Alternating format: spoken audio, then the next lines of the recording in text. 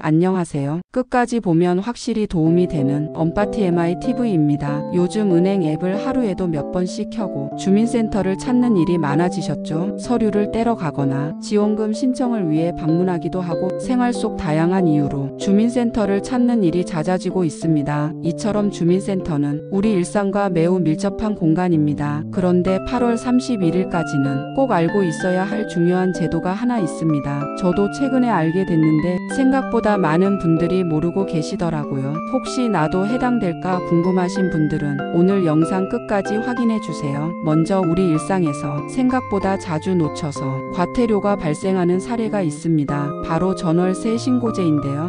2021년 6월부터 시행된 이 제도는 보증금 6천만 원을 초과하거나 월세 30만 원을 초과하는 주택 임대차 계약에 대해 계약일로부터 30일 이내에 관할 주민센터 또는 부동산 거래 관리 시스템을 통해 반드시 신고해야 하는 제도입니다. 신고는 임대인과 임차인 모두에게 의무이며 한쪽만 해도 인정되지만 누락시 양쪽 모두에게 불이익이 따를 수 있습니다. 계약이 변경되거나 해지될 때도 재신고가 필요하고 방문뿐 아니라 온라인으로도 가능합니다. 이제 유예 기간이 끝났기 때문에 신고를 하지 않거나 늦게 하면 실제 과태료가 부과됩니다. 특히 직거래나 가족 간 거래에서는 신고가 빠지기 쉬우니 더욱 주의하셔야 합니다. 그 다음으로 과태료와 관련해 많은 분들이 일상에서 겪는 불편 중 하나가 쓰레기 불법 배출 과태료입니다. 이건 동네 누구라도 한 번쯤 실수할 수 있는 항목인데요. 단속은 생각보다 강하게 이루어지고 있습니다. 아파트 관리소 현장 공무원, CCTV 이후 신고까지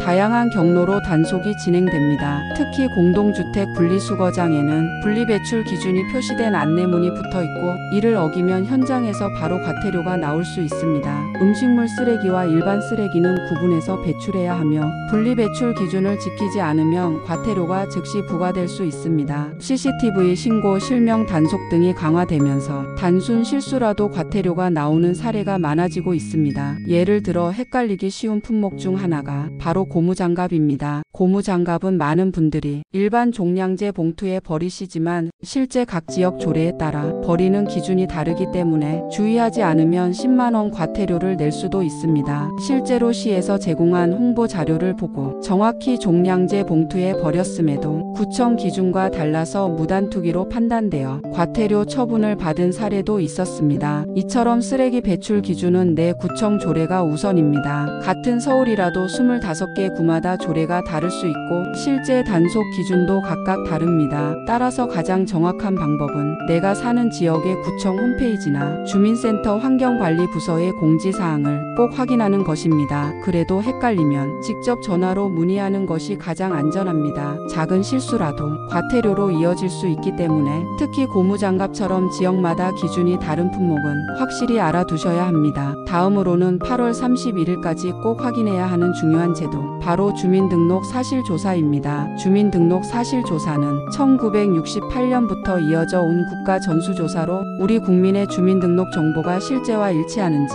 정기적으로 점검하는 제도입니다. 왜 하느냐면 행정복지 서비스, 각종 지원금, 증명서, 선거, 보험 등 모든 국민 서비스의 기반이 되는 게 바로 정확한 주민등록 정보이기 때문입니다. 예를 들어 주민등록상 주소와 실제 거주지가 다르거나 가족 구성원의 변동을 신고하지 않은 경우 지원 대상에서 누락되거나 예산 배분, 재난 구조 등에서도 혼선이 생길 수 있습니다. 이번 조사는 7월 21일부터 10월 23일까지 진행됩니다. 1단계인 비대면 조사는 7월 21일부터 8월 31일까지, 2단계 대면 조사는 9월 1일부터 10월 23일까지입니다. 비대면 조사는 세대원 중 한 명이 정부24 앱에 접속해서 주민등록 사실조사 메뉴에 들어간 뒤 본인 인증을 하고 세대원 정보와 위치 정보를 확인 제출하면 완료됩니다. 비대면 조사를 하지 않은 세대나 다음과 같은 중점 점검 대상자는 공무원 또는 통장이 직접 방문하게 됩니다. 중점 대상자는 100세 이상 고령자, 5년 이상 장기 거주 불명자, 사망 의심자, 복지 사각지대에 있는 가구, 무단 결석 아동 등이 포함됩니다. 여기서 중요한 점, 사실조사에 응하지 않으면 과태료가 부과될 수 있습니다. 다만 무조건 부과되는 건 아닙니다. 정당한 사유 없이 조사에 응하지 않거나 고의로 거부하거나